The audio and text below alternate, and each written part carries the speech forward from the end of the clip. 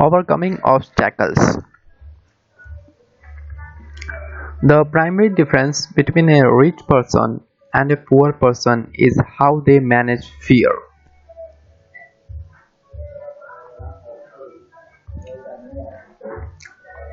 Once people have studied and become financially literate, they may still face roadblocks to becoming financially independent. There are five main reasons why financially literate people may still not develop abo- abundant asset columns that could produce a large cash flow. The five reasons are: first, fear; second, cynicism; third, laziness; fourth, bad habits; five, arrogance. Overcoming fears. I have never met anyone who really likes losing money, and in all my years, I have never met a rich person who has never lost money. But I have met a lot of poor people who have never lost a dime investing. That is, the fear of losing money is real. Everyone has it, even the rich. But it's not having fear that is the problem. It's how you handle fear. It's how you handle losing. It's how you handle failure that makes the difference in one's life. The primary difference between a rich person and a poor person is how they manage that fear. It's okay to be fearful. It's okay to be coward when it's come to money. You can still be rich. We are all heroes at something and cowards at something else. My friend's wife is an emergency room nurse. When she sees blood, she files into action. When I mention investing, she runs away. When I see blood, I don't run, I pass out. My rich dad understood phobias about money. Some people are terrified of snakes. Some people are terrified about losing money. Both are phobias, he would say. So his solution to the phobia of losing money was the little rhyme. If you hate risk and bury, start early. If you start young, it's easier to be rich. I won't go into it there, but there is a staggering difference between a person who starts investing at age 20 versus age 30. The purchase of Manhattan Island is said to be one of the greatest bargains of all time. New York was purchased for $24 in trinkets and beads. Yet, if that $24 had been invested at 8% annually, that $24 would have been worth more than $28 trillion by 1995. Manhattan could be repurchased with money left over to buy much of Los Angeles. But what if you don't have much time left or would like to retire early? How do you handle the fear of losing money? My poor dad did nothing. He simply avoided the issue, refusing to discuss the subject. My rich dad, on the other hand, recommended that I think like a Texan. I like Texas and Texans. He used to say, in Texas, everything is bigger. When Texans win, they win big, and when they lose, it's spectacular. They like losing. I asked. That's not what I am saying. Nobody likes losing. Show me a happy loser, and I will show you a loser, said Rich Dad. It's Texans' attitude toward risk, reward, and failure I am talking about. It's how they handle life. They live it big, not like most of people around there. Living like roaches when it comes to money, terrified that someone will shine a light on them, and whimpering when the grocery clerk shortchanges them a quarter. Rich Dad went on, what I like best is the Texas attitude. They are proud when they win and they brag when they lose. Texans have a saying, if you are going to go broke, go big. if you don't want to admit you went broke over a duplex. He constantly told Mike and me that the greatest reason for lack of financial success was because most people played it too safe. People are so afraid of losing that they lose where his words. Fran Tarkenton, at one time great NFL quarterback, says it is still another way. Winning means being unfair to lose. In my own life, I have noticed that winning usually follows losing. Before I finally learned to ride a bike, I first fall down many times. I have never met a golfer who has never lost a golf ball. I have never met people who have fallen in love who have never had their heart broken. And I have never met someone rich who has never lost money. So, for most people, the reason they don't win financially is because the pain of losing money is far greater than the joy of being rich. Another saying in Texas is everyone wants to go to heaven, but no one wants to die. Most people dreams of being rich but are terrified of losing money, so they never get to heaven. Rich Dad used to tell Mike and me stories about his trip to Texas. If you really want to learn the attitude of how to handle risk, losing, and failure, go to San Antonio and visit the Alamo. The Alamo is a great story of brave people who chose to fight, knowing there was no hope of success. They chose to die instead of surrendering. It's an inspiring story worthy of study. Nonetheless, it's still a tragic military defeat. They got their butts kicked. So how do Texans handle failure? They still shout, "Remember the Alamo." Mike and I hear this story a lot. He always told us this story when he was about to go into a big deal and he was nervous. After he had done all his due diligence and it was time to put up or shut up, he told us this story. Every time he was afraid of making a mistake or losing money, he told us this story. It gave him a strength, for it reminded him that he could always turn a financial loss into a financial win. Rich Dad knew that failure would only make him strong and smarter. It's not that he wanted to lose. He just knew who he was and how he would take a loss. He would take a loss and make it a win. That's what made him a winner and others losers. It gave him the courage to cross the line when others backed out. That's why I like Texans so much. He would say they took a great failure and turned it into inspiration, as well as tourist destination that makes the millions. But probably his words that mean the most to me today are these: Texans don't bury their failures, they get inspired by them. They take their failure and turn them into rallying cries. Failure inspired Texans to become winners. But that formula is not just the formula for Texans, it is the formula for all winners.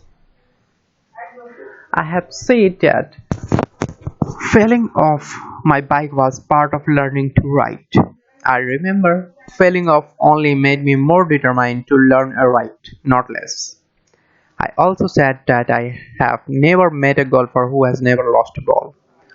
For top professional golfers, losing a ball or a tournament provides the inspiration to be better, to practice harder, to study more. That's what makes them better. For winners, losing inspires them. For losers, losing defeats them. I like to quote John D. Rockefeller, who said, "I always try to turn every disaster into an opportunity." And being Japanese American, I can say this. Many people say that Pearl Harbor was an American mistake. I just say it was a Japanese mistake. From the movie Tora, a somber Japanese admiral, says to his cheering subordinates, "I'm afraid we have awaked a sleeping giant." Remember Pearl Harbor becoming a rallying cry. It turned one of America's greatest losses into the reason to win. This great defeat gave America strength, and America soon emerged as a world power. Failure inspires winners, and failure defeats losers. It is the biggest secret of winners. It's the secret that losers do not know. The greatest secret of winners is that failure inspires winnings. Thus, they are not afraid of losing. Repeating fan Tarek Kenton's quote, "Winning means being unafraid to lose." People like Fran Tarkenton are not afraid of losing because they know who they are. They hate losing. So they know that losing will only inspire them to become better. There is a big difference between hating losing and being afraid to lose. Most people are so afraid of losing money that they lose. They go broke over a duplex. Financially, they play life too safe and too small. They buy big houses and big cars but not big investments. The main reason that over 90% of America's public struggles financially is because they play not to lose. They don't play to win. They go to their financial planners or accountants or stockbrokers and buy a balanced portfolio. Most have lots of cash in CDs, low yield bonds, mutual funds that can be traded within a mutual fund family, and a few individual stocks. It is safe and sensible portfolio, but it is not a winning portfolio. It is a portfolio of someone playing not to lose. Don't get me wrong, it's probably a better portfolio than more than 70% of the population has, and that's frightening. It's a great portfolio for someone who loves safety, but playing it safe and balanced on your investment portfolio is not the way successful investors play the game. If you have little money and you want to be rich, you must first be focused, not balanced. If you look at any successful person at the start, they were not balanced. Balanced people go nowhere. They stay in one spot. To make progress, you must go unbalanced. Just look at how you make progress walking. Thomas Edison was not balanced. He was focused. Bill Gates was not balanced. He was focused. Donald Trump is focused. George Soros is focused. George Patton did not take his stance right. He focused them and blew through the weak spot in the German line. The French went with the Maginot line. And you know what happened to them? If you have any desire to be rich, you must focus. Do not do what poor and middle class people do. Put their few eggs in many baskets. Put a lot of your eggs in a few baskets and focus. Follow one course until success. If you hate losing, play it safe. If losing makes you weak, play it safe. Go with balanced investments. If you are over 25 years old and are terrified of taking risks, don't change. Play it safe. But start early. Start accumulating your nest eggs early because it will take time. But you have to dream of freedom, of getting out of the rat race. The first question to ask yourself is, how do I respond to failure? If failure inspires you to win, maybe you should go for it, but only maybe. If failure makes you weak or causes you to throw temper tantrums like spoiled brats who call attorneys to file lawsuits every time something does not go their way, then play it safe. Keep your daytime job or buy bonds or mutual funds. But remember, there is a risk in those financial instruments also, even though they may appear safe. I say all this mentioning Texas and Frank Tarkenton because stacking the asset column is easy. It's really a low aptitude game. It does not take much education. Fifth grade math will do. But building your asset column is a game. in which attitude plays a major role. It takes patience and a great attitude toward failure. Losers avoid failing, and failure turn losers into winners. Just remember the Alamo.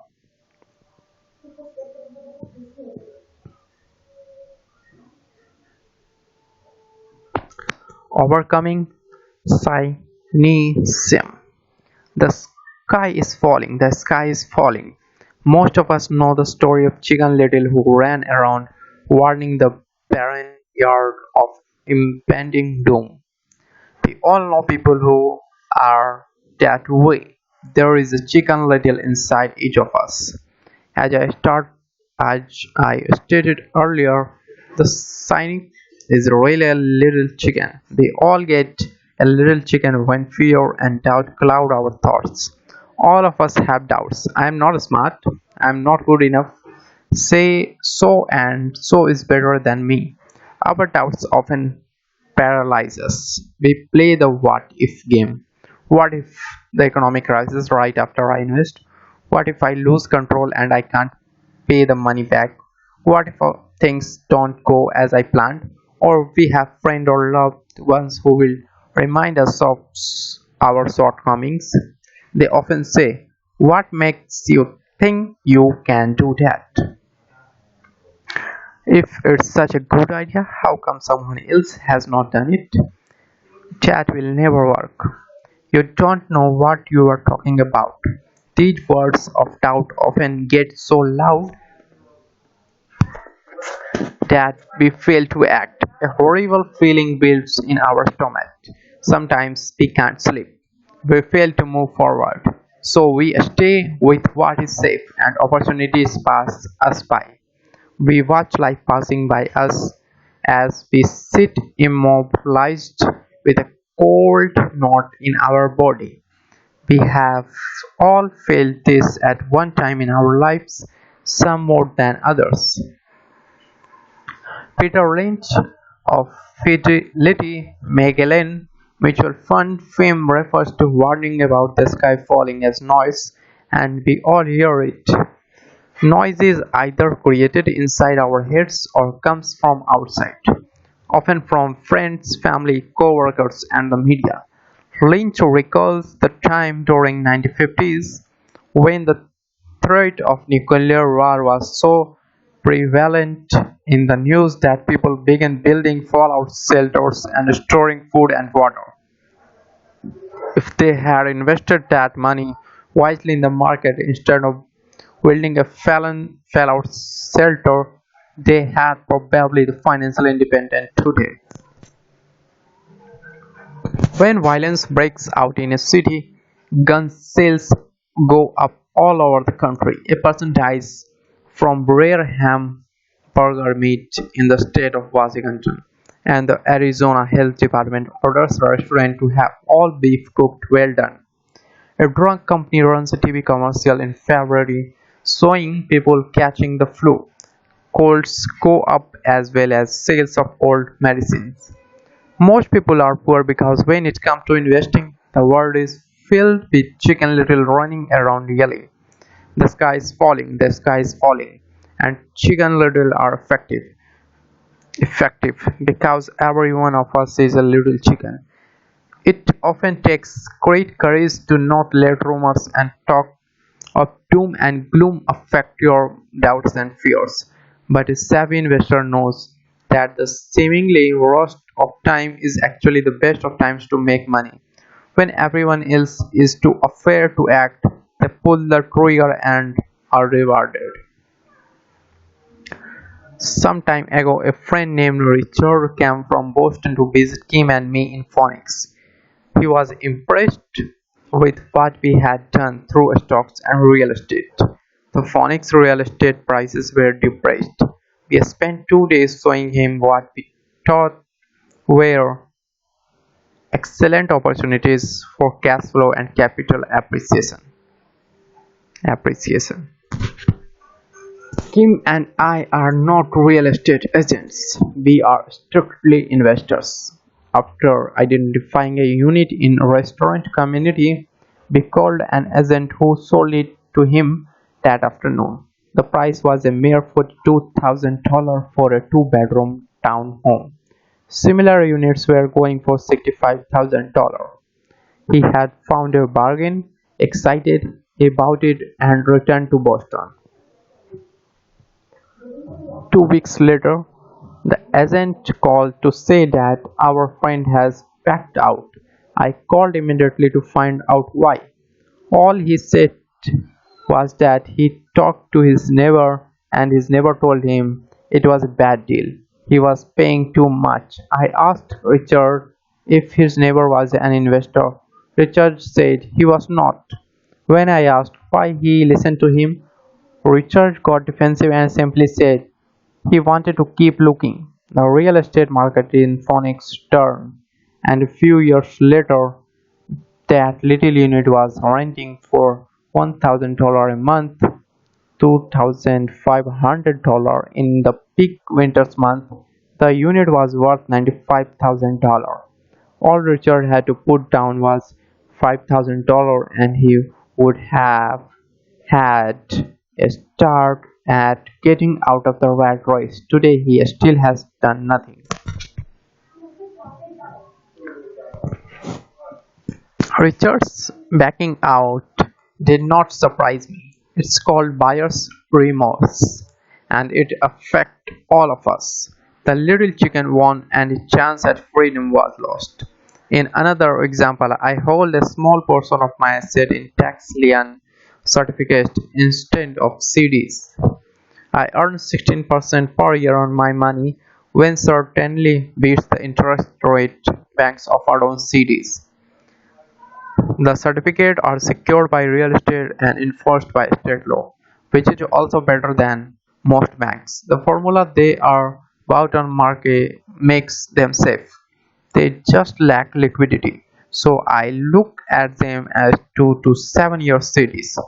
Almost every time I tell someone that I hold my money this way, especially if they have money in CDs, they will tell me it's risky. They tell me why I should not do it. When I ask them where they get their information, they say from a friend or an investment magazine. They have never done it, and they are telling someone who is doing it why they should not. The lowest yield I look for is 16%, but people who are filled with doubt are willing to accept a far lower return. Doubt is expensive.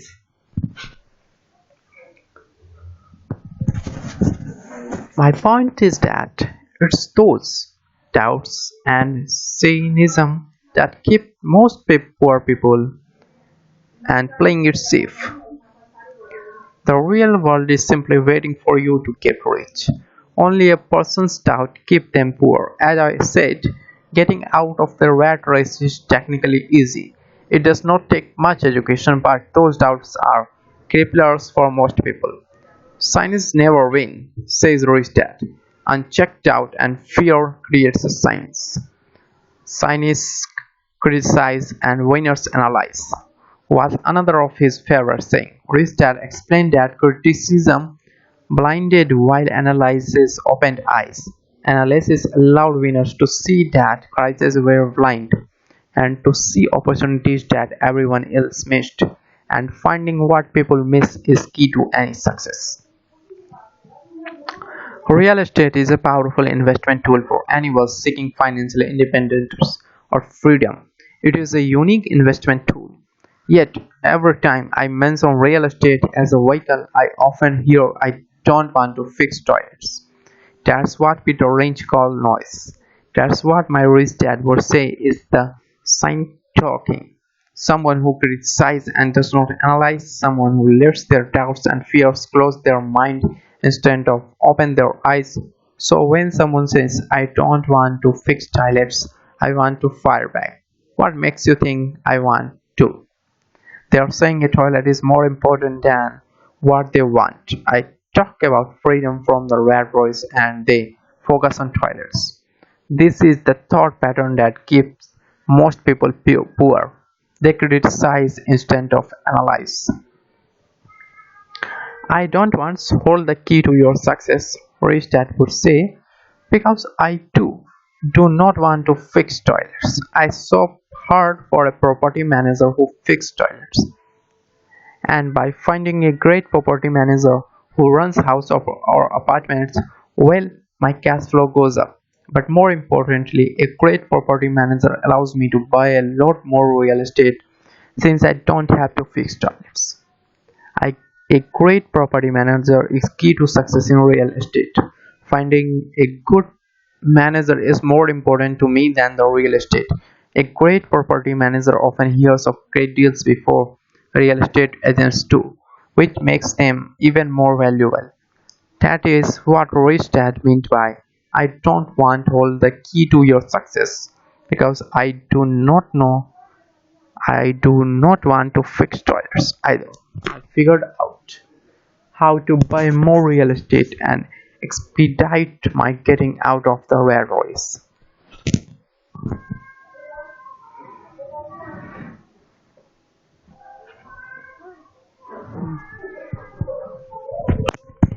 The people who continue to say, I don't want to fix toilets, often deny themselves the use of this powerful investment vehicle.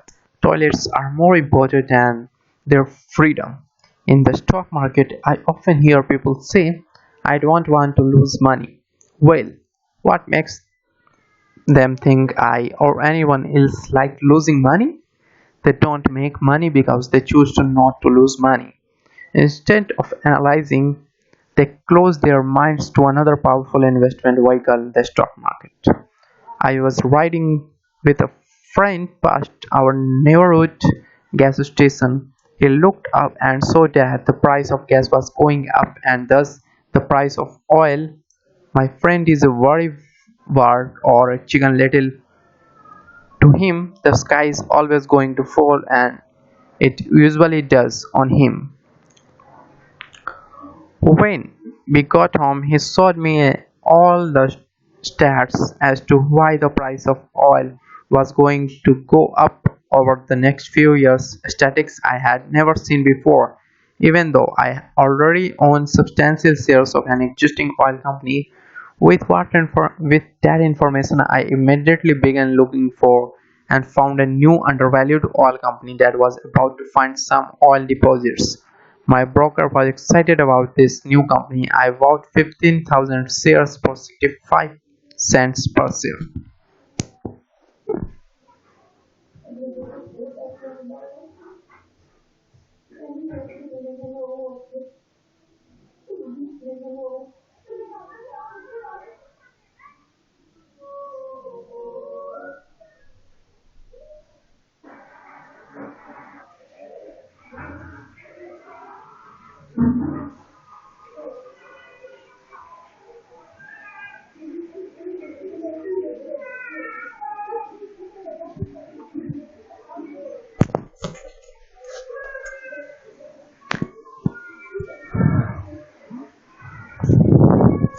3 months later, this same friend and I drove by the same gas station and sure enough the price per gallon had gone up nearly 15%.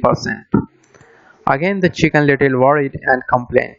I smiled because a month earlier that little oil company hit oil and those 15,000 shares went up to more than $3 per share since he had first given me the tip. And the price of gas will continue to go up if what my friend says is true. If most people understood how a stock worked in a stock market investing, there would be more people investing to win instead of investing not to lose. A stop is simply a computer command that sells your stock automatically if the price begins to drop, helping to minimize your losses and maximize some gains. It's a great tool for those who are terrified of losing. So whenever I hear people focusing on their I don't want rather than what they do want, I know the noise in their head must be loud.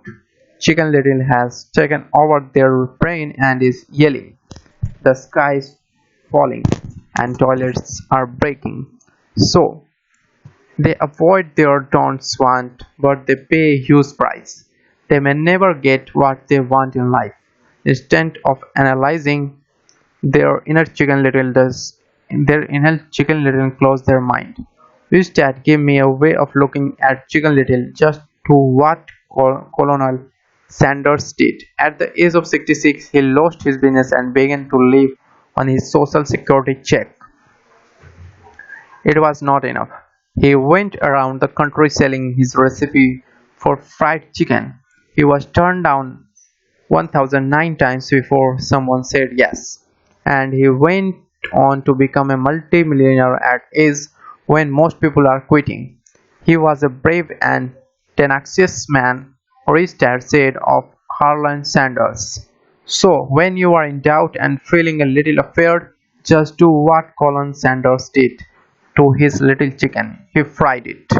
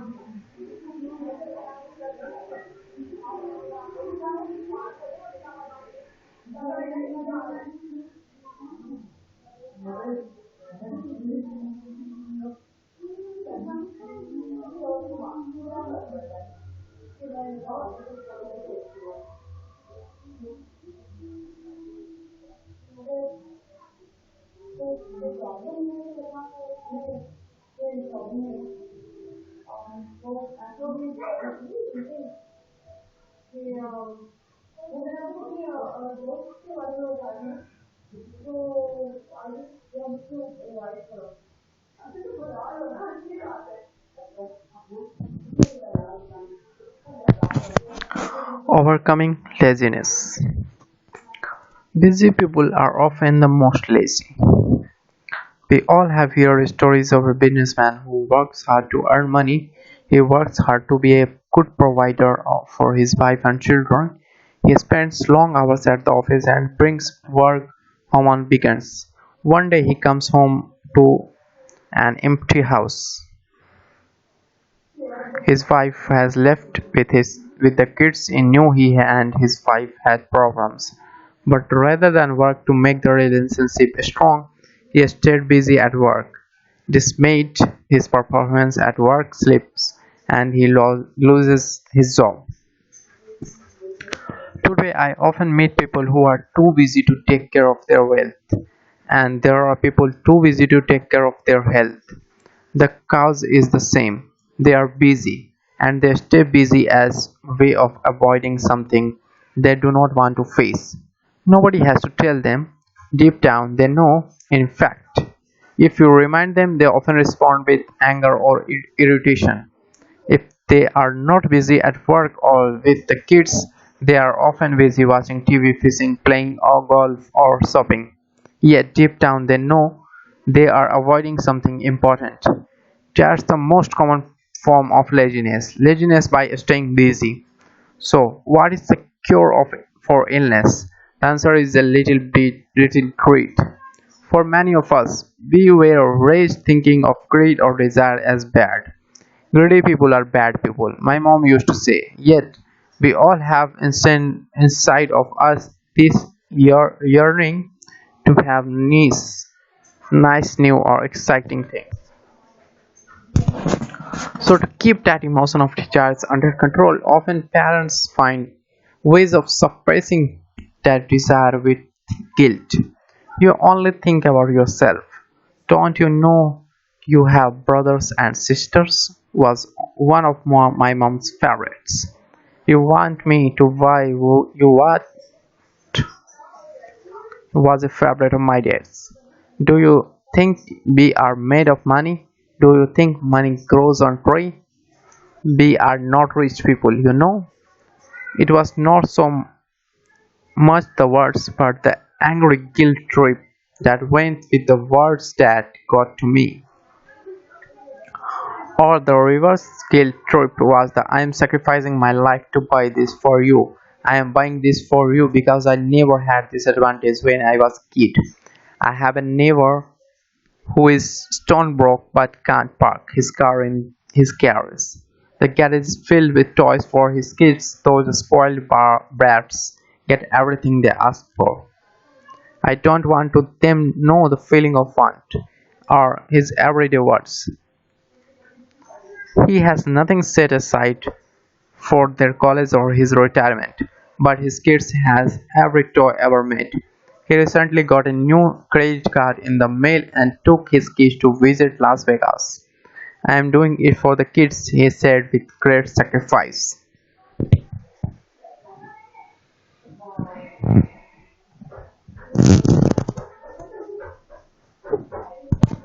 Rich dad forbade the words, I can't afford it. In my real home, that's all I heard. Instead, rich dad require his children to say, how can I afford it? He believed that the words I can't afford it shut down your brain.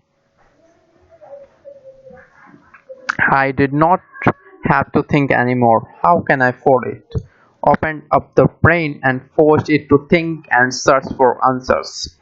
But most importantly, he felt the words I can't afford it were a lie, and the human spirit's noise. The human spirit is very, very, very powerful, he would say.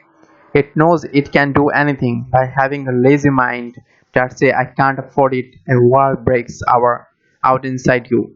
Your spirit is angry, and your lazy mind must defend its lie. The spirit is screaming, come on, let's go to the gym and work out. And the lazy mind says, but I'm tired. I worked really hard today. Or the human spirit says, I'm sick and tired of being poor. Let's get out there and get rich. To which the lazy mind says, rich people are greedy. Besides, it's too much bother. It's not safe. I might lose money. I am working hard enough as it is. I have got too much to do at work anyway. Look at what I have to do tonight. My boss wants it finished by morning. Can't afford it. Also cause sadness and helplessness that leads to despondency and often depression.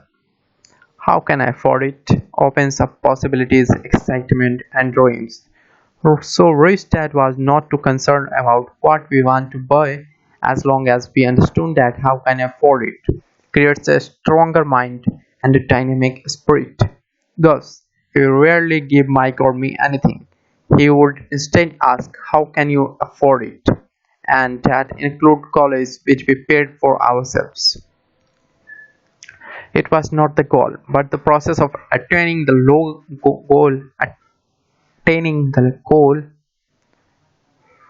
that he wanted us to learn. The problem I see today is there are millions of people who feel guilty about their desire or their greed.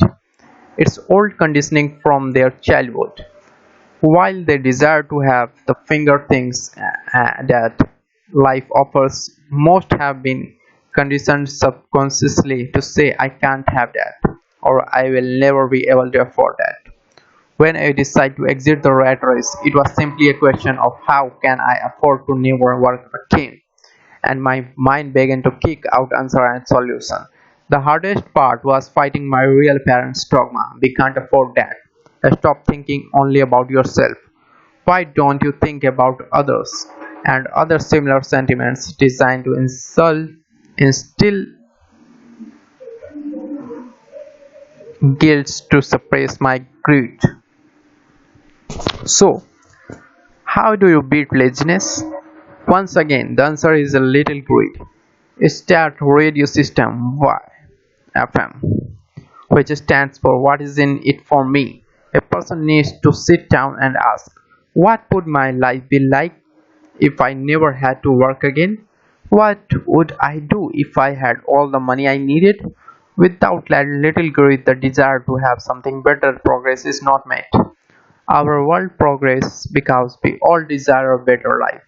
New inventions are made because we desire something better. We go to school and study hard because we want something better. So, whenever you find yourself avoiding something you know you should be doing, then the only thing to do, ask yourself, is what's in it for me. Be a little greedy, it's the best cure for laziness. Too much greed, however, as anything in excess can be, is not good. But just remember what Michael Douglas said in the movie Wall Street. Greed is good. Greed is good. Rich Dad said it differently. Guilt is worse than greed. But for guilt robs the body of itself. I think Eleanor Roosevelt said it best. Do what you feel in your heart to be right, for you will be criticized anyway. You will be damned if you do and damned if you don't.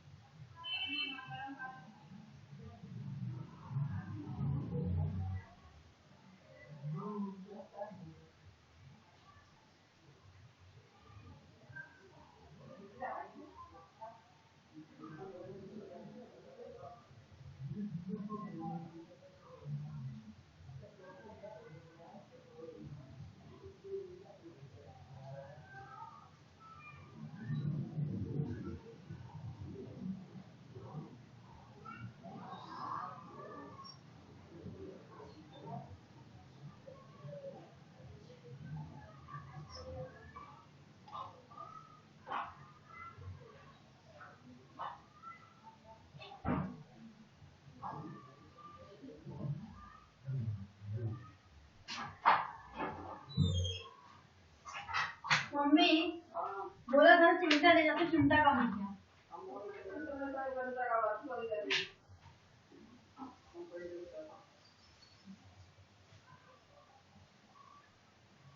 एक इसका है ना इसका ही कर दो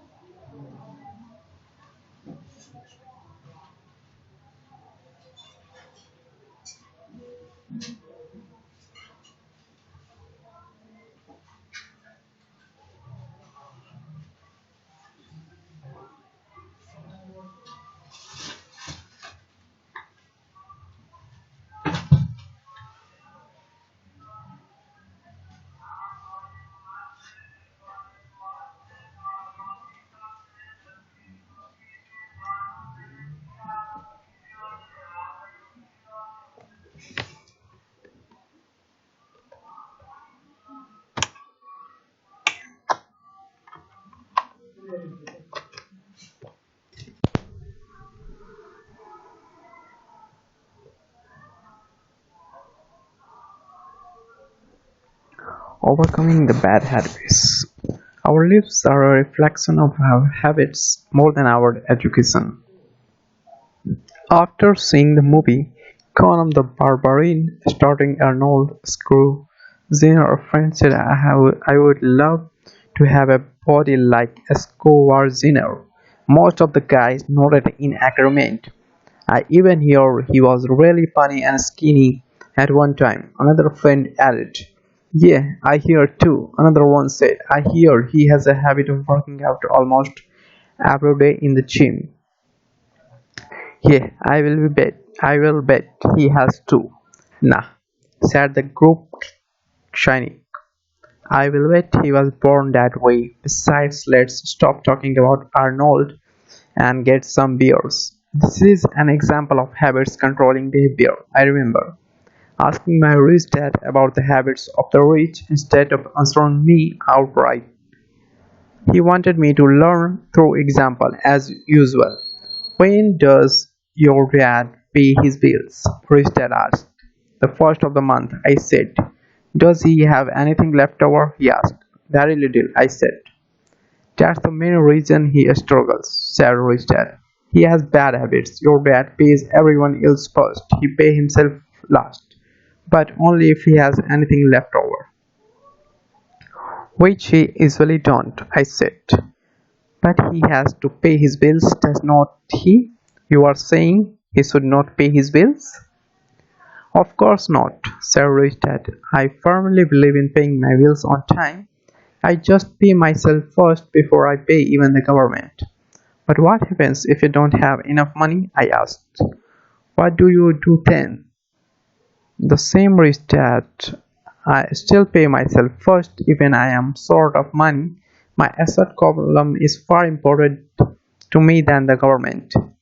But I said, don't they come after you? Yes, if you don't pay, Sarah said. Look, I did not say not to pay. I just said I pay myself first even I am short of money. But I replied, how do you do that? It's not how. The question is why, Richard said. Okay, why? Motivation, Sarah said. Who do you think will complain louder if I don't pay them? Me or my creditors? Your creditors will definitely scream louder than you, I said, responding to the obvious. You would not say anything if you did not pay yourself. So, you see, after paying myself, the pressure to my taxes and the other creditor is so great that it forced me to seek other forms of income. The pressure to pay become my motivation. I have worked extra jobs, started other companies, traded in the stock market, anything just to make sure that those guys don't start yelling at me. That pressure made me work harder, forced me to think, and all in all, made me smarter and more active when it comes to money. If I had paid myself last, I would have left no pressure, but I would be broke. So, it is the fear of the government or other people you owe money to that motivate you.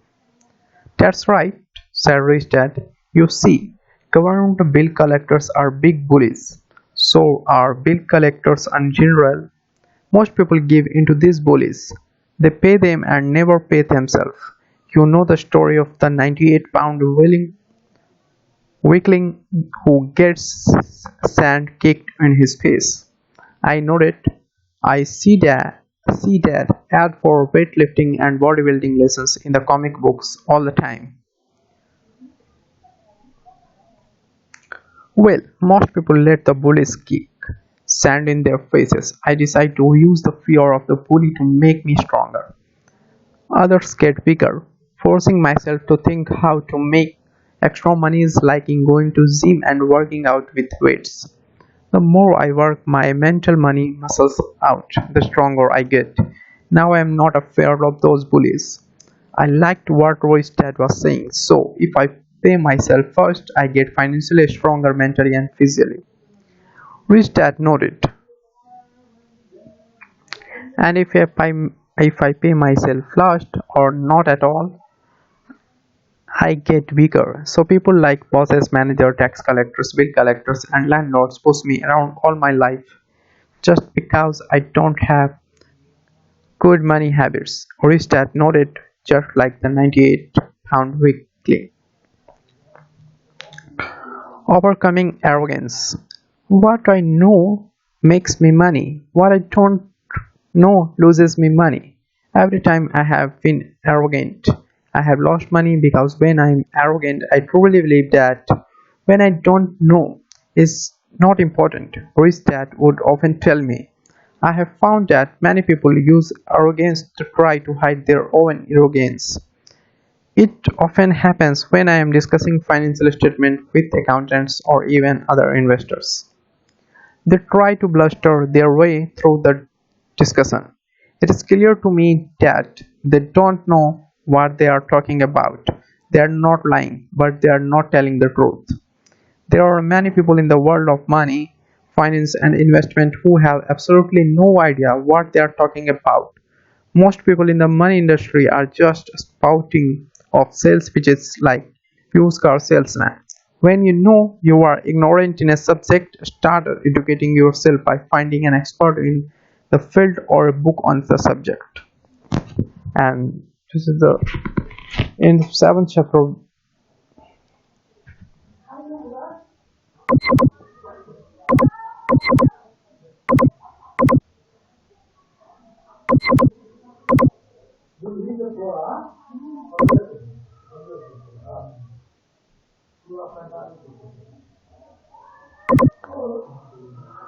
We will move to the eighth chapter in this video. Eighth chapter is around.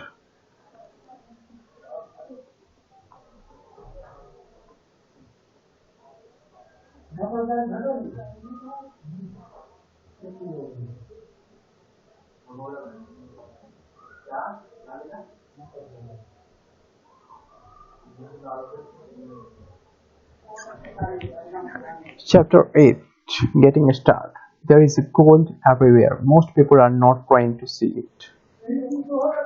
I wish I could say acquiring wealth was easy for me, but it was not. So, in response to the question, how do I start? Often I offer the thought process I go through on a day to day basis.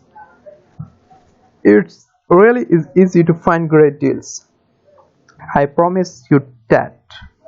It's just like riding a bike. After a little bobbing, it's a piece of cake. But when it comes to money, it takes determination to get through the bobbling. That's personal thing. To find $1 million deals of a lifetime requires us to call on our financial genius. I believe that each of us has a financial genius within us. The problem is that our financial genius lies asleep, waiting to be called upon. It lies asleep because our culture has educated us to believing that the love of money is the root of all evil. It has encouraged us to learn a profession so we can work for money, but failed to teach us how to have money work for us. It taught us not to worry about our financial future because our company or the government would take care of us when our working days are over. However, it is our children educated in the same school system who will end up paying for this absence of financial education. The message is still to work hard, earn money, and spend it. And when we run short, we can always borrow more. Unfortunately, 90% of the Western work subscribers to the above dogma simply because it's easier to find a job and work for money. If you are not one of the masses, I offer you are the following 10 steps to obey your financial genius. I simply offer you the steps I have personally followed. If you want to follow some of them, great. If you don't, make up your own. Your financial genius is smart enough to develop its own list. While in Peru, I asked a gold miner of 45 years how he was so confident about finding a gold mine. He replied, there is a gold everywhere. Most people are not trained to see it. And I would say that is true. In real estate, I can go out and in a day come up with 4 or 5 great potential deals, while the average person will go out and find nothing. Even looking in the same neighborhood, the reason is that they have not taken time to develop their financial genius. I offer you the following 10 steps as a progress to develop your God given powers over which only you have control.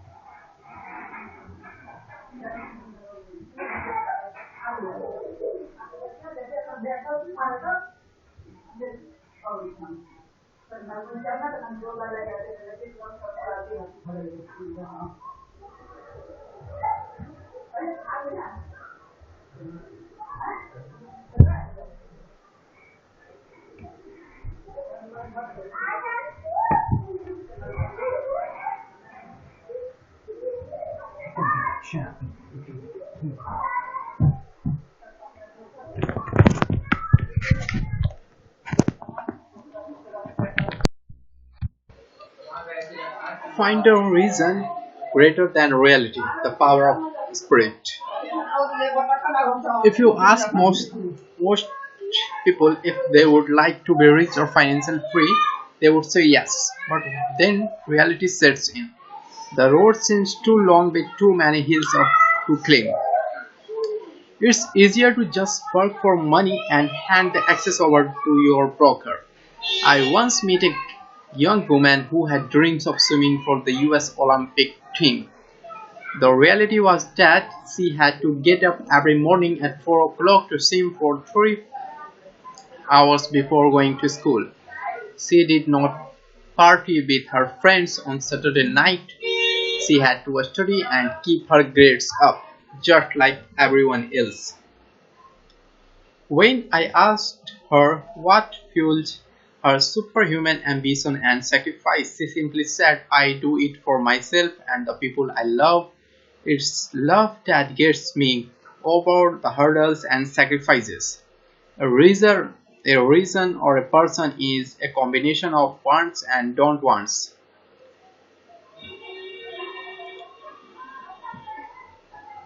When people ask me what my reason for waiting to be rich is, I tell them that it is a combination of deep emotional wants and don't wants. I will list a few first. The don'ts wants for the create the wants. I don't want to work all my life. I don't want my parents aspired for, which was job security and a house in the suburbs. I don't like being an employee.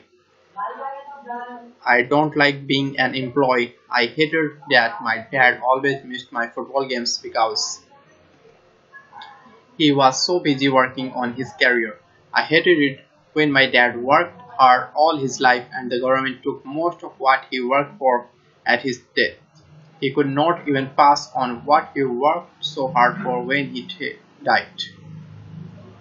The rich don't do that.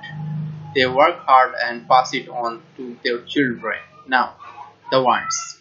I want to be free to travel the world and live in the lifestyle I love. I want to be young. When I do this, I want to simply be free. I want control over my time and my life. I want money to work for me.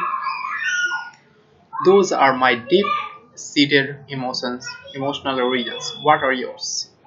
If they are not strong enough, then the reality of the road ahead may be greater than your reasons. I have lost money and been set back many times, but it was the deep emotional reason that kept me standing up and going forward. I wanted to be free by age 40, but it took me until I was 47, with many learning experiences along the way. As I said, I wish I could say it was easy. It was not, but it was not that hard either.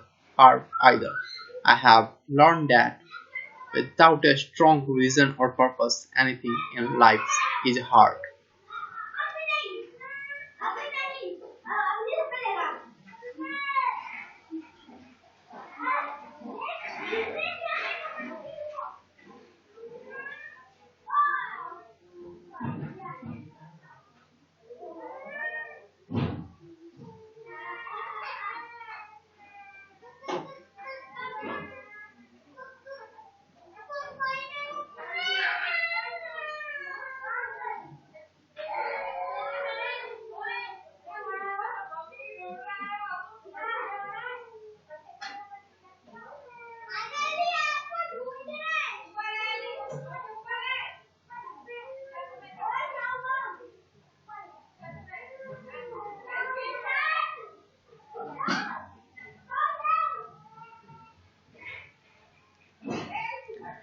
If you do not have a strong reason, there is no sense for reading further. It would sound like too much work. Second, make daily choices the power of choice. Choice is the main reason people want to live in a free country. We want the power to choose. Financially, with every dollar we get in our hand, we hold the power to choose our future, to be rich, poor, or middle class. Our spending habits reflects who we are. Poor people simply have poor spending habits. The benefit I had as a boy was that I loved playing Monopoly constantly. Nobody told me Monopoly was only for kids, so I just kept playing the game as an adult. I also had a rich dad who pointed out to me the difference between an asset and a liability. So a long time ago as a little boy I chose to be rich, and I knew that all I had to do was learn to acquire real assets. My best friend Mike had an asset column handed to him, but he still had to choose to learn to keep it. Many rich families lose their asset in the next generation simply because there was no one trained to be a good steward over their assets. Most people choose not to be rich. For 90% of the population, being rich is too much of a hassle. So they invest saying that go. I am not interested in money. I will never be rich. I don't have to worry. I'm still young. When I make some money, then I will think about my future. My husband wife handles the finances. The problem with those statements is that they rob the person who chooses to think such thoughts of two things. One is time, which is your most precious asset. The second is learning. Having no money should not be an excuse to not learn, but that is a choice we all make daily. The choice of what we do with our time, our money, and what we put in our heads. That is the power of choice. All of us have choice. I just choose to be rich and I make that choice every day. Invest first in education. In reality, the only real asset you have is your mind. The most powerful tool we have dominion over. Each of us has the choice of what we put in our brain once we are old enough. You can watch TV, read gold magazines, or go to ceramics class or class of financial planning. You choose. Most people simply buy investments rather than first investing in learning about investing. A friend of mine recently had her apartment burglarized. The thieves took her electronic and left all the books, and we all have that same choice. 90% of the population buys TV sets and only about 10% buy business books. So what I do? I go to seminars. I like it when they are at least 2 days long because I like to immerse myself in a subject. In 1973, I was watching this guy on TV who was advertising a 3-day seminar on how to buy real estate for nothing down. I spent $385 and that course has made me at least $2 billion, if not more. But more importantly, it bought me life. I don't have to work for the rest of my life because of that one course. I go to at least two such courses every year. I love series and audios books. The reason I can easily review that I just heard. I was listening to an investor say something I completely disagreed with. Instead of becoming arrogant and critical, I simply listened to that 5 minutes straight at least 20 times, maybe more. But suddenly, by keeping my mind open, I understood why he said what he said. It was like magic. I felt like I had a window into the mind of one of the greatest investors of our time. I gained tremendous insight into the vast resources of his education and experience. The net result, I still have the old way I used to think, and I now have a new way of looking at the same problem or situation. I have two ways to analyze a problem or trend, and that is priceless. Today, I often say, how would Donald Trump do this, or Warren Buffett, or George Soros? The only way I can access their vast mental power is to be humble enough to read or listen to what they have to say. Arrogant or critical people are often people with low self esteem who are afraid of taking risks. That's because if you learn something new or you are then required to make mistakes in order to fully understand what you have learned. If you have read this far, arrogance is not one of your problems. Arrogant people rarely read or listen to experts. Why should they? They are the center of the universe. There are so many intelligent people who argue or defend when a new idea clashes with the way they think. In this case, their so-called intelligence combined with arrogance equals arrogance, ignorance. Each of us know people who are highly educated or believe they are smart, but their balance sheet paints a different pictures.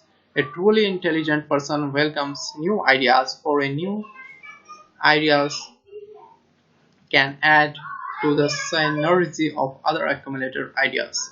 Listening is more important than talking. If that were not true, God would not have given us 2 ears and only one mouth. Too many people think with their mouth instead of listening in order to absorb new ideas and possibilities. They argue instead of asking questions. I take a long view on my wealth. I do not subscribe to the get rich quick mentality most lottery players or casino gamblers have. I may go in and out of stocks, but I am long on education. If you want to fly an aeroplane, I advise taking lessons first. I am always shocked at people who buy stock or real estate but never invest in their greatest asset, their mind. Just because you bought a house or two does not make you an expert at real estate.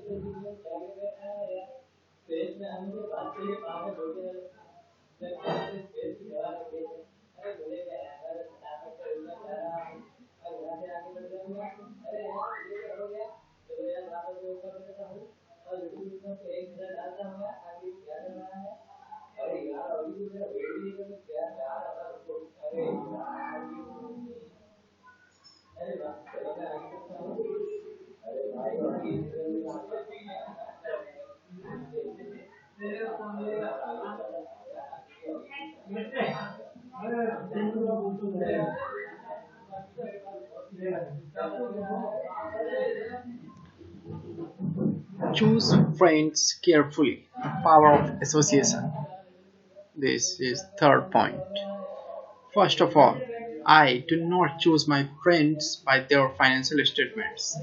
I have friends who have actually taken a vow of poverty as well as friends who earn millions every year. The point is that I learn from all of them. Now, I will admit that there are people I have actually sought out because they had money. But I was not after their money, I was seeking their knowledge. In some cases, the people who had money have become dear friends. I have noticed that my friends with money talk about money. They don't do it to brag. They are interested in the subject, so I learn from them and they learn from me. My friends who are in dire financial straits do not like talking about money, business, or investing. They often think it rude or unethical intellectual. So I also learned from my friends who struggle financially. I found out what not to do. I have several friends who have generated over $1 billion in their short lifetimes. Three of them report the same phenomenon. Their friends who have no money have never come to them to ask them how they did it, but they do come asking for one of two things or both, a loan or a job. Warning: don't listen to poor or frightened people. I have such friends, and while I love them dearly, they are the chicken little of life. To them, when it comes to money, especially investment, it's always the sky is falling, the sky is falling. They can always tell you why something won't work. The problem is that people listen to them, but people who blindly accept doom and gloom information are also chicken little. As that old saying goes, birds of a feather flock together. If you watch business channels on TV, they often have a panel of so-called experts. One expert will say that the market is going to crash, and the other will say it's going to boom. If you are smart, you listen to both. Keep your mind open because both have valid points. Unfortunately, most poor people listen to Chicken Little. I have had close friends tried to talk me out of a deal or an investment. Not long ago, a friend told me he was excited because he found a 6% certificate of deposit. I told him I earned 16% from the state government. The next day, he sent me an article about why my investment was dangerous. I have received 16% for years now, and he still receives 6%. I would say that one of the hardest things about wealth building is to be true to yourself and to be willing to not go along with the crowd. This is because in the market, it is usually the crowd that shows up late that is salted. If a great deal is on the front page, it's too late in most instances. Look for a new deal. As we used to say as surfers, there is always another wave. People who hurry and catch a wave late usually are the ones who pipe out. Smart investors don't time the markets. If they miss a wave, they search for the next one and get themselves in position. This is hard for most investors because buying what is not popular is frightening. Timid investors are like sheep going along with the crowd, or their greed gets them in when wise investors have already taken their profits and moved on. Wise investors buy an investment when it's not popular. They know their profits are made when they buy, not when they sell. They wait patiently. As I said, they do not time the market. Just like a surfer, they get in position for the next big swell. It's all insider trading. There are forms of insider trading that are illegal, and there are forms of insider trading that are legal. But either way, it's insider trading. The only distinct is how far away from the inside are you. The reason you want to have rich friend is because that is where the money is made. It's made on information. You want to hear about the next boom. Get in and get out before the next bust. I'm not saying to do it illegally, but the sooner you know, the better your chances are the profits with minimal risk.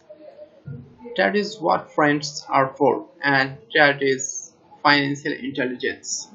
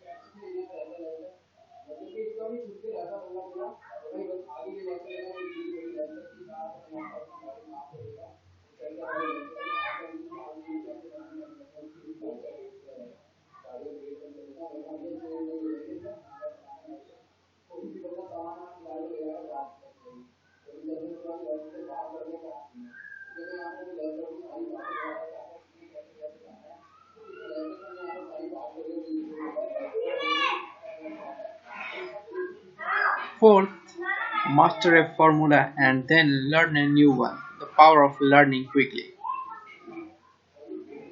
This is the fourth point of eighth chapter.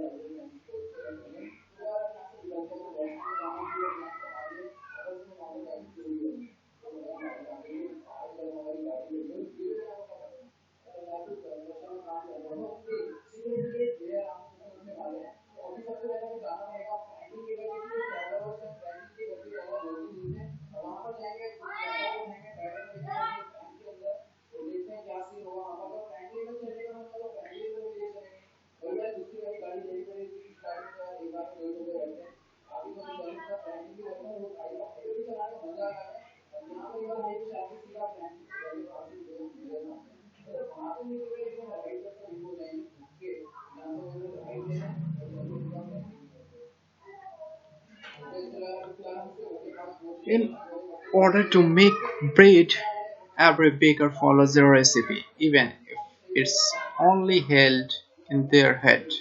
The same is true for making money. Most of us have heard the saying, "You are what you eat." I have a different slant.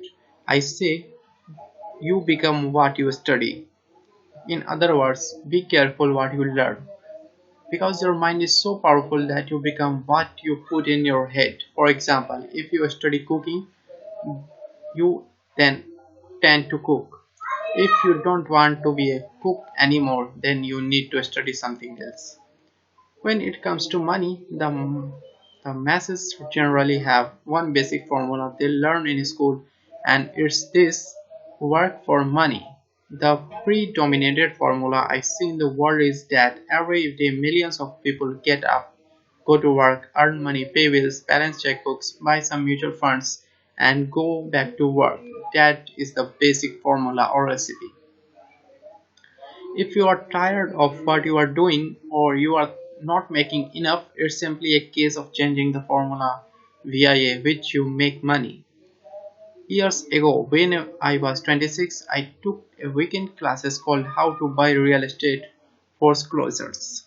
I learned a formula. The next trick was to have the discipline to actually put into action what I had learned. That is where most people stop. For 3 years, while working for Xerox, I spent my spare time learning to master the art of buying foreclosures. I have made several $1 million using that formula. So after I mastered that formula, I went in search of other formulas. For many of the classes, I did not directly use the information I learned, but I always learned something new. I have attended classes designed for derivatives traders, commodity option traders, and logistics. I was way out of my league being in a room full of people with doctorates in nuclear physics and space sciences. Yet I learned a lot that made my stock and real estate investing more meaningful and lucrative. Most junior colleges and community colleges have classes on financial planning and buying traditional investments. They are good places to start, but I always search for a faster formula. That is why, on a fairly regular basis, I make more in a day than many people will make in their lifetime.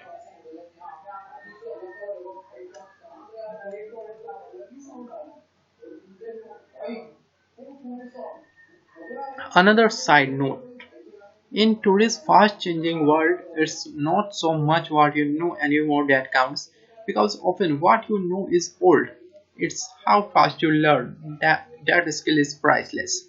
It's priceless in finding faster formulas, recipes if you will for making tough. Working hard for money is an old formula born in the day of caveman. 5. Fifth point. Pay yourself first. The power of self-discipline. If you cannot get control of yourself, do not try to get rich. It makes no sense to invest, make money, and blow it. It is the lack of self discipline that causes most lottery winners to go broke soon after winning millions. It is the lack of self discipline that causes people who get a raise to immediately go out and buy a new car or take a cruise. It is difficult to say it is difficult to say which of the 10 steps is the most important. But of all the steps, this step is probably the most difficult to master. If it is not already a part of your makeup, I would venture to say that personal self-discipline is the number one delineating factor between the rich, the poor, and the middle class. Simply put, people have low esteem and low tolerance for financial pressure can never be reached. As I have said, a lesson learned from my rich dad was that the world will push you around. The world pushes people around not because other people are bullies, but because the individual lacks internal control and discipline. People who lack internal fortitude often become victims of those who have self-disciplines.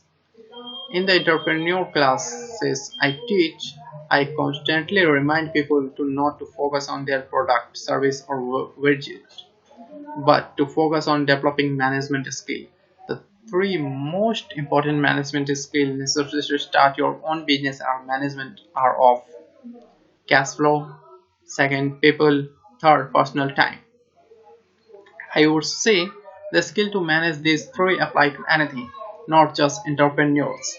The three matter in the way you live your life as an individual or as part of your family, a business, a charitable organization, a city, or a nation.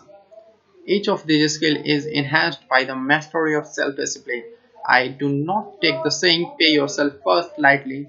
The statement pay yourself first comes from George Clauson's book The Richest Man in Babylon.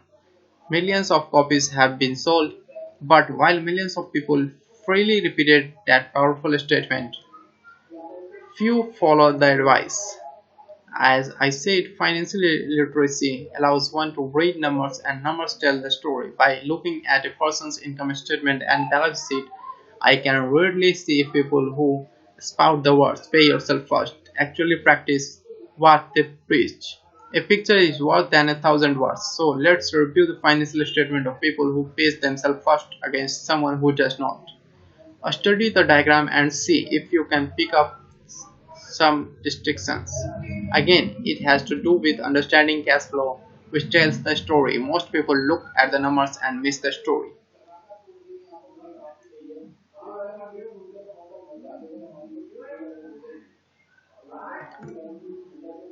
Do you see it? The diagram reflects the action of individual who choose to pay themselves first. Each month, they allocate money to their asset column before they pay their monthly expenses. Although millions of people have read Clauson's book and understand the words pay yourself first, in reality, they pay themselves last. Now I can hear the halls from those of you who sincerely believe in paying your bill first, and I can hear all the responsible people who pay their bills on time. I am not saying be irresponsible and not pay your bills. All I am saying is do what the book says, which is pay yourself first. And the previous diagram is the correct accounting picture of that action. If you can truly begin to understand the power of cash flow, You will soon realize what is wrong with the previous diagram, or why 90% of people work hard all their lives and need government support like social security when they are no longer able to work.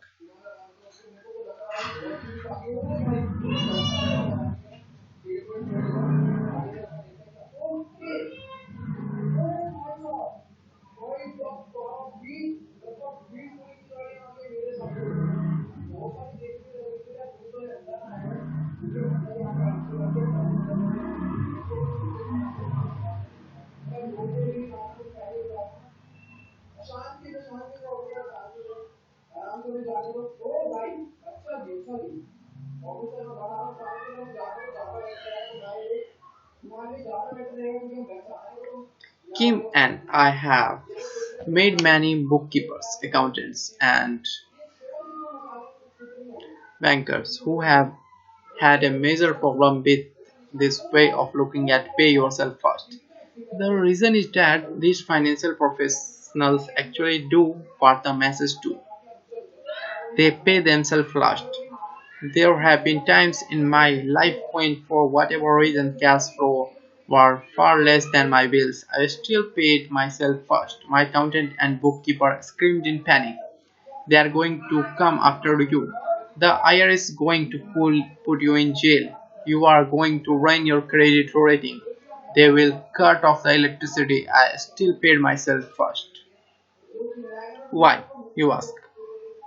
Because that's what the story, The Richest Man in Babylon, was all about. The power of self discipline and the power of international profit. As my rich dad taught me, the first month I worked for him, most people allow the world to push them around. A bill collector calls and you pay or else. A sales clerk says, oh, just put it on your charge card. Your real estate agents tell you, oh, go ahead. The government allows you a tax deduction on your home. That is what the book is really about, having the guts to go against the tide and get rich. You may not be big, but when it comes to money, many people get bimpy. I am not saying be irresponsible. The reason I don't have high credit card debt and do that debt is because I pay myself first. The reason I minimize my income is because I don't want to pay it to the government. That is why my income comes from my asset column through a Nevada corporation. If I work for money, the government takes it. Although I pay my bills last, I am financially astute enough to not get into a tough financial situation. I don't like consumer debt. I actually have liabilities that are higher than 99% of the population, but I don't pay for them. Other people pay for my liabilities. They are called tenants. So, rule number one is paying yourself first is don't get into consumer debt in the first place. Although I pay my bills last, I set it up to have only a small unimportant bills that are due. When I occasionally come up short, I still pay myself first. I let it the creditor and even the government scream. I like it when they get tough. Why? Because those guys do me a favor. They inspire me to go out and create more money. So I pay myself first. Invest the money and let the creator yell. I generally pay them right away anyway. Kim and I have excellent credit. We just don't cave into pressure and spend our saving or liquidate stocks to pay for consumer debt. That is not too financially intelligent.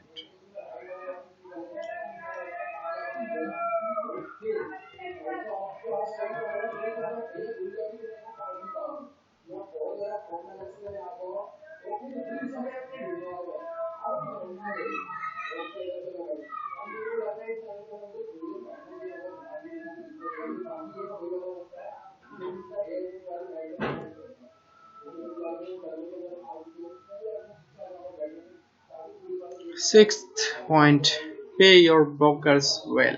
The power of good advice.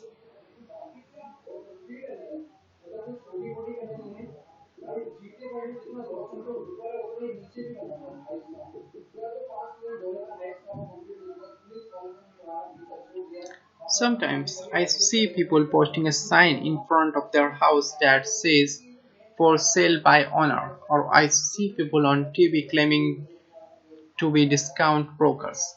My rich dad taught me to take the opposite approach. He believed in paying professional well, and I have adopted that policy also. Today I have expensive attorneys, accountants, real estate brokers, and stock brokers. Why? Because if, and I do mean if, the people are professionals, their services should make you money, and the more money they make, the more money I make.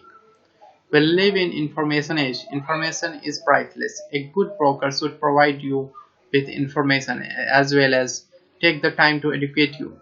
I have several brokers who do not do that for me. Some taught me when I had little or no money, and I am still with them today.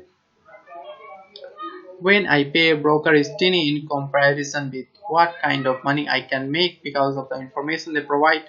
I love it when my real estate broker or a stock broker makes a lot of money because that usually means I made a lot of money. A good broker saves me time. In addition to making me money, like when I bought the vacant land for $9,000, sold it immediately for over $25,000 so I could buy my Porsche quicker. A broker is my eyes and ears in the market. They are there every day, so I do not have to be. I would rather play golf. People who sell their house on their own must not value their time much. Why would I want to save a few bucks when I could use that time to make more money or spend it with those I love?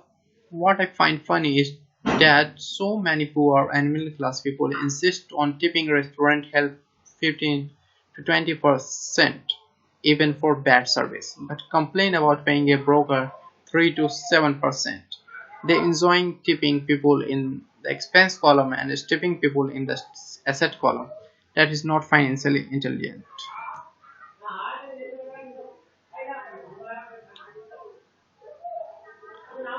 Keep in mind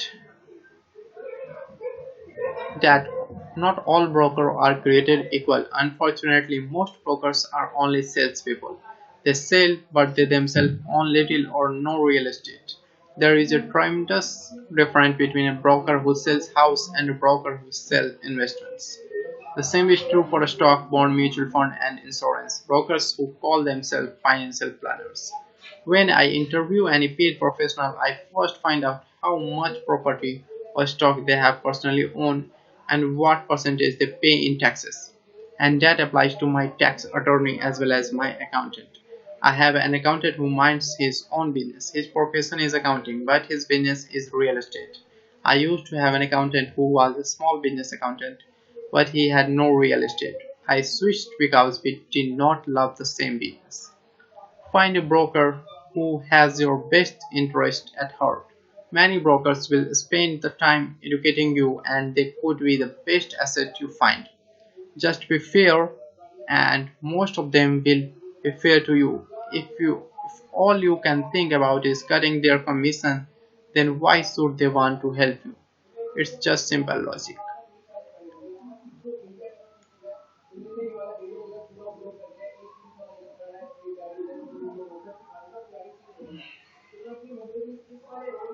As I said earlier, one of the management skill is the management of people. Many people only manage people they feel smarter than and they have power over. Many middle managers remain middle managers, falling to get promoted because they know how to work with people below them, but not with the people above them. The real skill is to manage and regard the people who are smarter than you in some technical area. That is why companies have a board of directors. You should have one too. That is financial intelligence.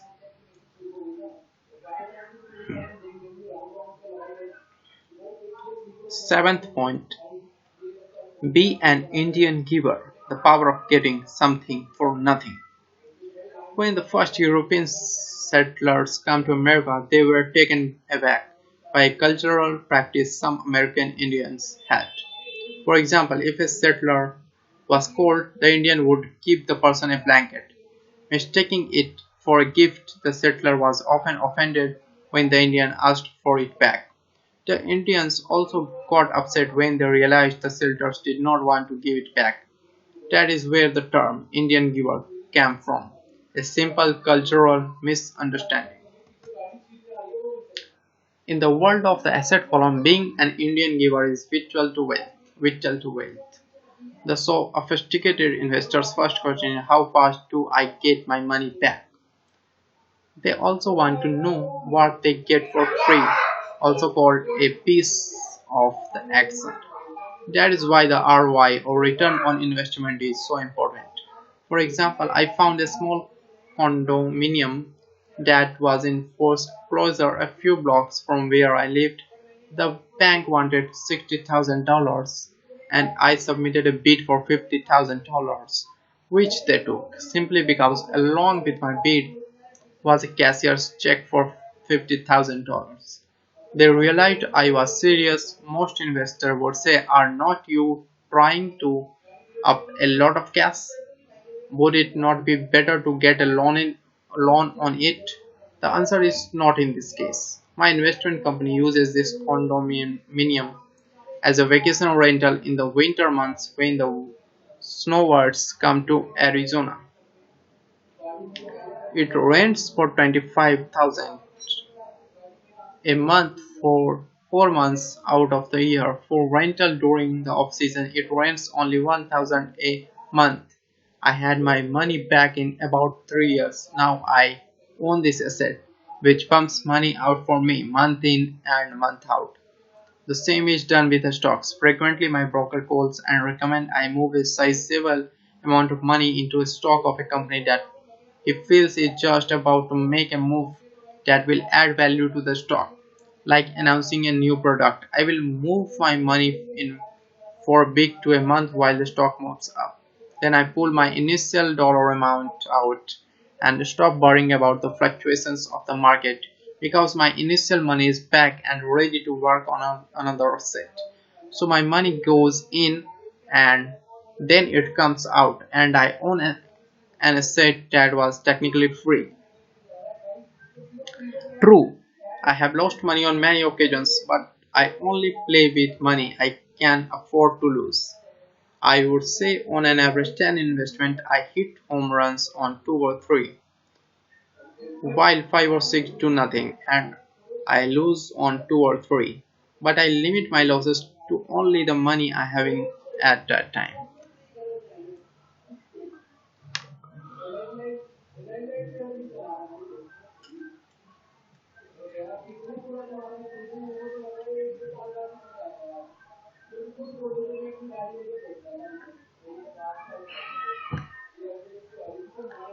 People who hate risk put their money in the bank.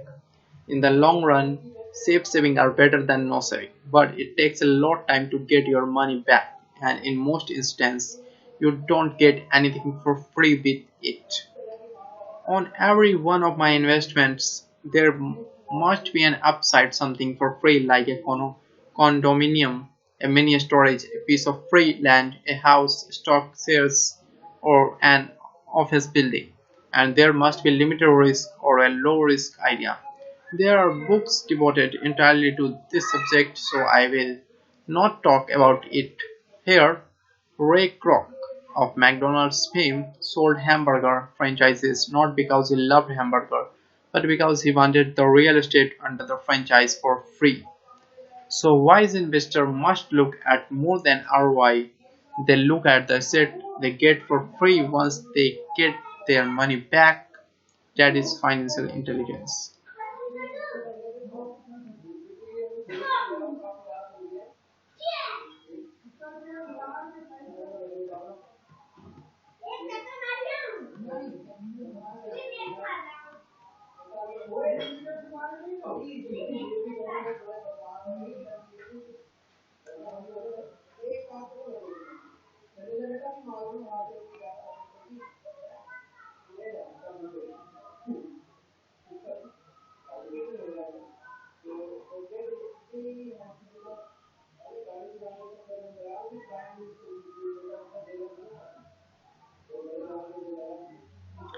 Use assets to buy luxuries. The power of focus. Eighth point.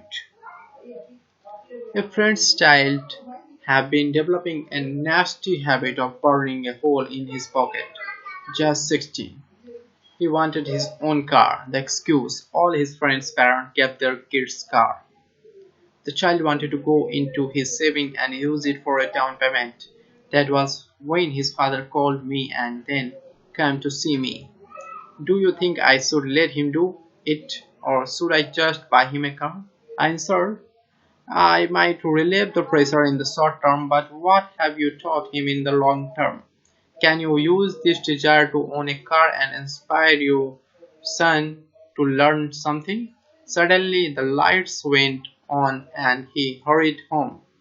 2 months later, I ran into my friend again. Does your son have his new car? I asked. No, he does not have. He does not. But I gave him $3,000 for the car. I told him to use my money instead of his college money. Well, that's generous of you, I said. Not really, the money can be the hitch. So, what was the hitch? I asked. Well, first we played the cash flow game. We then had a long discussion about the wise use of money. After that, I gave him a subscription to Wall Street Journal and a few books on the stock market. Then what? I asked. What was the catch? I told him that $3,000 was his, but he could not directly buy a car with it. He could use it to find a stockbroker and buy and sell stocks. Once he made $6,000 with the $3,000, the money would be his for the car and the 3,000 would go into his college fund. And what was the result? I asked. Well, he got lucky early in his trading, but lost everything a few days later.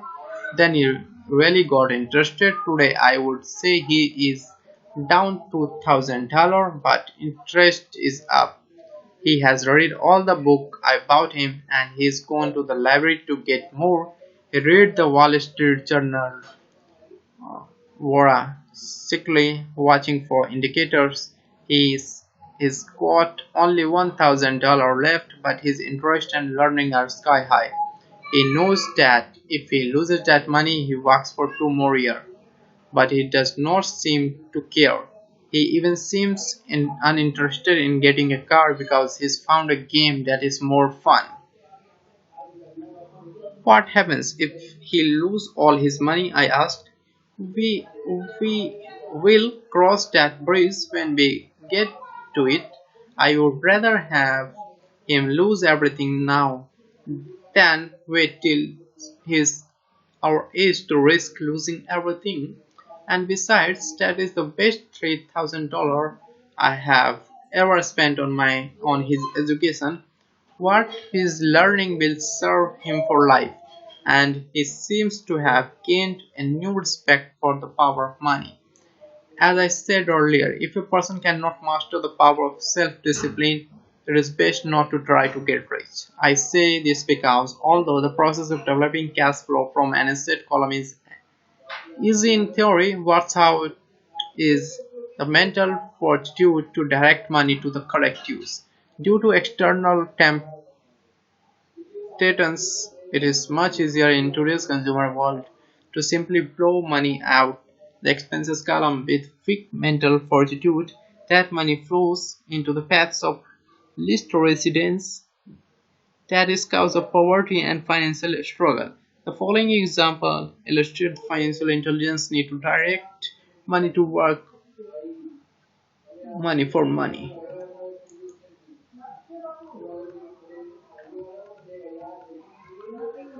Here I am ending this eighth chapter. You can study the eighth chapter from Rich Dad Poor Dad book from our website booksgiants.com. Thanks to listen.